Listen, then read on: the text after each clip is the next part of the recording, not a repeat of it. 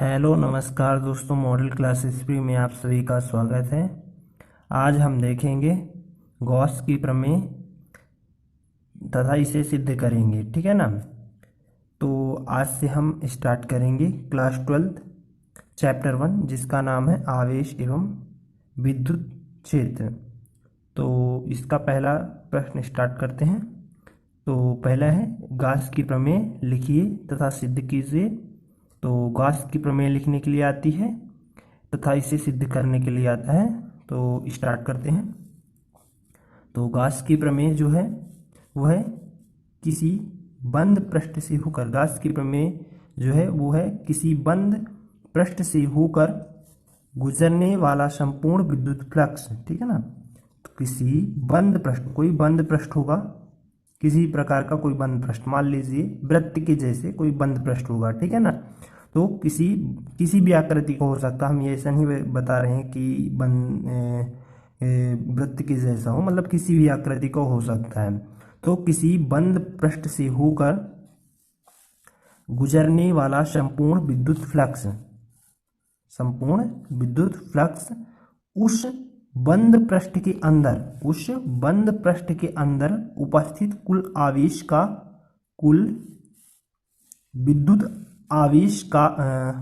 कुल विद्युत फ्लक्स के आवेश का 1/ε0 गुना होता है, जहां ε0 मुक्त आकाश की विद्युतशीलता है।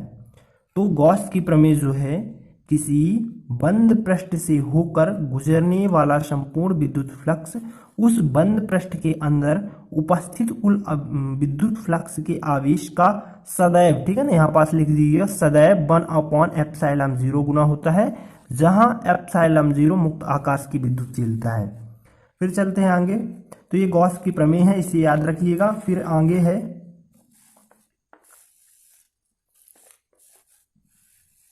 आगे देख लेते हैं।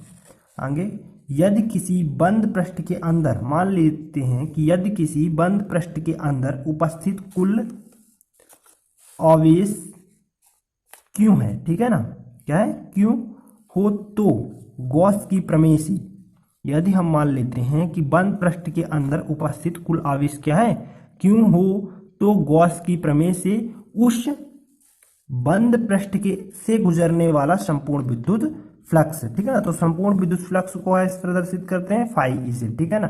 तो बराबर क्यू अपॉन ε0, क्योंकि 1/ε0 होता है सदैव, और क्यों क्या है, आवेश मान लेते हैं, ठीक है ना, उस बंद पृष्ठ के अंदर उपस्थित हो। तो ये हमें सिद्ध करना होगा, ठीक है ना। ये होता है इसका व्यंजक, ठीक है ना, गॉस की प्रमेय का।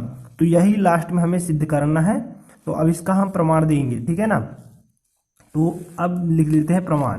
तो प्रमाण लिखा और फिर इसके बाद हमने एक चित्र बनाया किसी भी आकृति का, ठीक है ना। किसी भी आकृति का हम क्या बना लेंगे, चित्र बना लेंगे।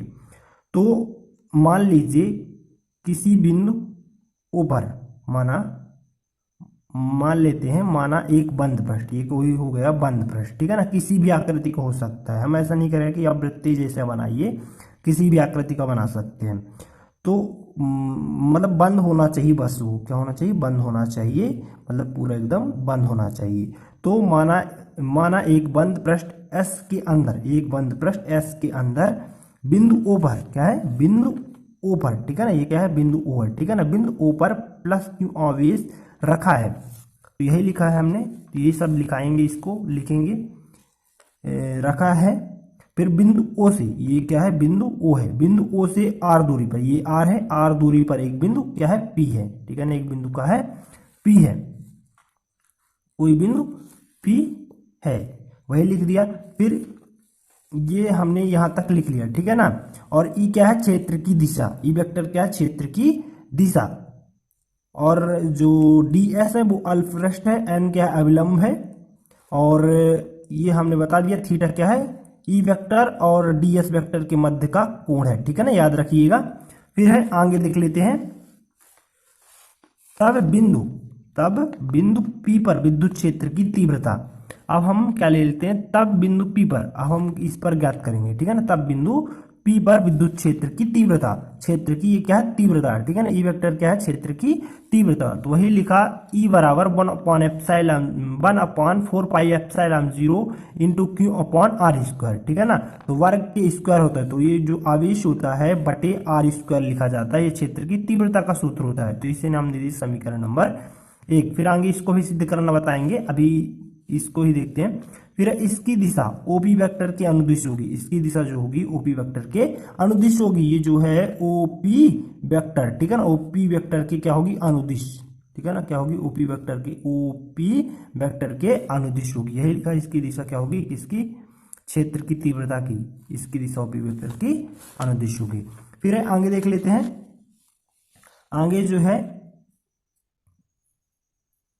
आगे है अब अल्प पृष्ठ से घिरे पी से, अब अल्प पृष्ठ पी से घिरे क्षेत्र ds वेक्टर की कल्पना करते हैं, ठीक है ना। अभिलंब पी एन के अनुदिश हुई, अब कल्पना कर लेते हैं कि अब, ठीक है ना, ये जो पृष्ठ है अभिलंब अब अल्प पृष्ठ से घिरे पी, ठीक है ना, अल्प पृष्ठ जो है, अल्प पृष्ठ क्या है हमारा, अल्प पृष्ठ पी से, ये कोई पी है, ठीक है ना बिंदु, अल्प पृष्ठ पी से, ये पी हो गया अल्प पृष्ठ, ये पृष्ठ बना, ठीक है ना, से घिरे क्षेत्र का क्षेत्रफल। तो घिरा जो क्षेत्र है वो ds है, अल्प मतलब अल्प को कैसे प्रदर्शित करते हैं, डी से प्रदर्शित करते हैं, ठीक है ना, अल्प पृष्ठ को हमेशा डी से ही प्रदर्शित करेंगे हम। तो अल्प पृष्ठ ds, ठीक है ना, ये बंद पृष्ठ का संपूर्ण पृष्ठ, ठीक है ना, ये संपूर्ण पृष्ठ इसलिए ऐसे प्रदर्शित किए, ये अल्प पृष्ठ मतलब छोटा है, इससे क्या है छोटा है, इसलिए हम इसको क्या कर देते हैं अल्प पृष्ठ नाम देते हैं। याद रखिएगा अल्प पृष्ठ बनता है, तो अल्प पृष्ठ घिरे अल्प पृष्ठ का क्षेत्रफल, यही लिखा है। अब अल्प पृष्ठ से घिरे, अल्प पृष्ठ से घिरे पी क्षेत्र घिरे पी से, ठीक है ना, घिरे क्षेत्र ds की कल्पना करते हैं, जो अभिलंब है, जो अभिलंब पी एन के अनुदिश होगा, जो अभिलंब पी एन के अनुदिश होगा, तो अनुदिश जो है पी एन के अनुदिश होगा, ठीक है ना, वही लिखा है हमने। फिर आगे देखते हैं, तो आगे है अतः पृष्ठ ds वेक्टर से गुजरने वाला विद्युत फ्लक्स।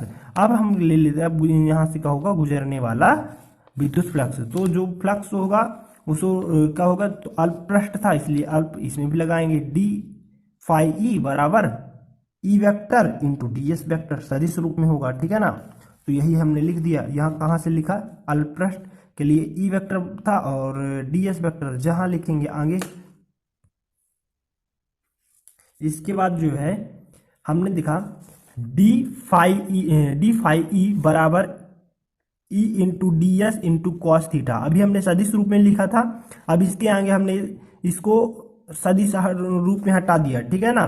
तो E into D S into cos theta, फिर इसके बाद बता देंगे जहां थीटा जो आया है, अभी ये सदिश रूप में थे, ठीक है ना, तो जहां थीटा ई वेक्टर और डी एस वेक्टर के मध्य का क्या है कोण है, ये कॉस थीटा क्या दोनों के मध्य का कोण है, दिखा देते हैं। ये देखिए ये क्या है दोनों के मध्य का कोण है, ई वेक्टर और डी एस वेक्टर, ठीक है ना, डी एस वेक्टर दोनों के मध्य का क्या है कोण है, वही लिखा है हमने। फिर बता दिए मध्य कोण है। फिर समीकरण 1 से मान रखने पर, जो समीकरण 1 बना था हमारा, ई का मान आया था, क्या आया था हमारा 1/ε0 into Q upon are square, तो ई की जगह में जो हमारा मान आया ई की जगह में वही रख देंगे 1/4πε0 into Q upon are square, ठीक है ना, वही लिख देंगे ई की जगह में, और D S into cos theta सब काहे में इंटू में है, गुणा में है, तो भी लिखा जाएगा, तो वही लिख दी। ये समीकरण 1 का मान, ई का मान आ गया इतना, ये काहे का मान है ई का मान है, ठीक है ना, और बाकी जो है जो लिखा था वही लिख दिया, ठीक है ना। समीकरण 1 से लिखेंगे, ठीक है ना, लिख देंगे इधर समीकरण 1 से, समीकरण 1 से। फिर है आगे फिर डी फाई ई बराबर Q upon 4πε0 into D S cos theta upon are square, वही लिखा, इसको सही ढंग से व्यवस्थित कर लिया, इसको यहाँ पास ला लिया है सही ढंग से, क्योंकि हमें पता है इसका मान क्या होता है, तो इसका मान जो होता है डी म्यू होता है, ठीक है ना, डी म्यू होता है, यही लिखेंगे, तो मतलब इसका मान जो होता है डी म्यू होता है, ठीक है ना, डी म्यू, तो इसलिए चूंकि हम जानते हैं d S cos theta upon are square बराबर क्या होता है, डी म्यू होता है, वही लिख दिया, ठीक है ना। ये घन कोण होता है, ठीक है ना। ये जो अल्प पृष्ठ बनता है ना उसके संपूर्ण जो होता है घन पृष्ठ का मान होता है, ठीक है। ये घन पृष्ठ का मान है। फिर है अब बंद पृष्ठ एस से, अब ये तो हमारा हो गया, इसको समीकरण नंबर 2 दे देते हैं, ठीक है ना। अब बंद पृष्ठ एस से गुजरने वाला संपूर्ण विद्युत फ्लक्स, अब बंद पृष्ठ एस से गुजरने वाला, अब बंद पृष्ठ से एस से गुजरने वाला संपूर्ण विद्युत फ्लक्स, अभी हमने क्या किया, अल्प पृष्ठ का मान निकाला, ठीक है ना, इसलिए हमने क्या लगाया था, डी लगाया था, ठीक है ना, अल्प पृष्ठ के लिए डी एस लगाया था। इसी अब बंद पृष्ठ से एस से गुजरने वाला संपूर्ण विद्युत फ्लक्स, अब पूरा विद्युत फ्लक्स निकालेंगे। तो अब देखिए यहाँ पास तो डी हट जाए क्योंकि अल्प पृष्ठ नहीं है, इसलिए फाई ई बराबर जो यहाँ पास है, अब इसको क्या लिखेंगे, इसको सदिश रूप में बनाएंगे, तभी तो हमारा क्या कहलाएगा, संपूर्ण बंद पृष्ठ का। तो अब इसका हम ले लेते हैं समाकलन, ठीक है ना। तो समाकलन का चिन्ह बनाएंगे, आप इस प्रकार भी लिख सकते हैं समाकलन का चिन्ह, फिर Q upon 4 pi epsilon 0 into D mu. अब इसके आगे देखेंगे, फिर इसके बाद जो है दूसरा स्टेप है, फिर फाई ई लिखेंगे बराबर क्यू अपॉन 4 पाई एप्सिलॉन 0, फिर फाई लिखेंगे, मतलब समाकलन का चिन्ह लगाएंगे, फिर डी म्यू, ठीक है ना। जो अब जो अचर पद होता है उसका समाकलन नहीं होता, इसलिए हम इसको बाहर कर लेते हैं, ठीक है ना।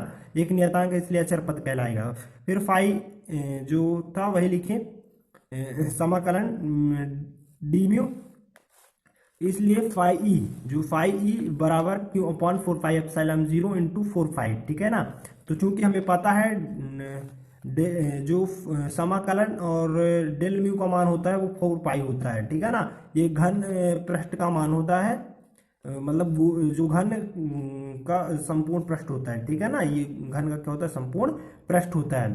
तो वही लिख दिया, आप इतना ही लिख सकते हैं, ठीक है ना। ये आगे बता सकते हैं, नहीं बताना चाहे तो भी ठीक है, आप डायरेक्ट लिख सकते हैं। आप 4 पाई से 4 पाई कैंसिल कर दीजिए, तो क्यू अपॉन एप्सिलॉन 0, ठीक है ना, वही आ गया जो हमें सिद्ध करना था।